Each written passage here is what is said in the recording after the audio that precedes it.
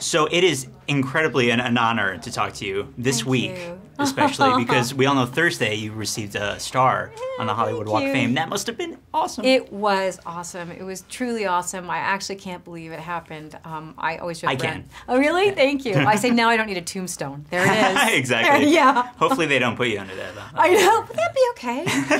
I'll stay there. Yeah. From the moment this movie started, Yeah. holy junk with the scene with Margaret, and wow, you knew you were in for a proper horror film when you saw that. It's that pretty opening. scary. Yeah, it's pretty crazy. scary. And that's something that's taken from the book, Yeah, too. absolutely. It's never been done in any of the adaptations. I know. Which I was really pleased with. It's very interesting. I mean, it's kind of an incredibly compelling story, that idea that she doesn't even know that she's pregnant. She thinks that she's dying. And you think, like, what an insane setup for a character. Was that the thing that really attracted you when you opened the page, or was it Kimberly Peirce? What was the big pull for you to do this project? I was a huge fan of the book. I love Stephen King. I love so many of his novels. And then when I spoke to Kimberly, you know, she's somebody who's really interested in actors. She loves actors and she loves character and relationships. And so really most of our discussion was about what was the nature of this relationship between, you know, Margaret and Carrie. You know, how did it happen? What, you know, and where does it go? I love that that's still the center of it. Like front and center, beyond the terror, beyond the horror. Yeah.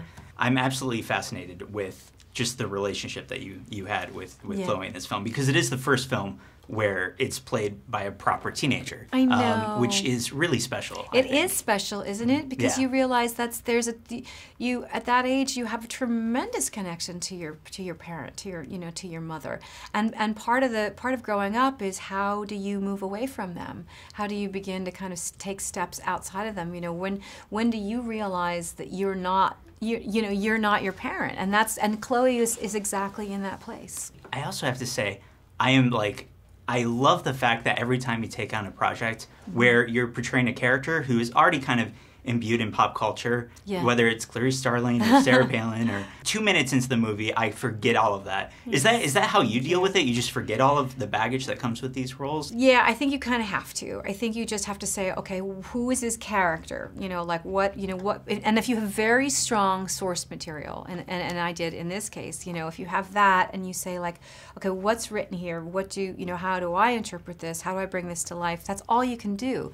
And if people have expectations that are based on other things, there's nothing that you can do about it. You just have to focus on your own work, I think. And you've worked throughout your career with some of my favorite filmmakers of all time. Thank and now you, you've worked with another one of my favorite filmmakers, Kimberly Peirce. Yeah. Amazing. She is. What is she like? Is she great? She's great, and she's very interested in people. You know, she loves actors. She wants to talk about relationships. She wants to make things absolutely real. She works very, very hard.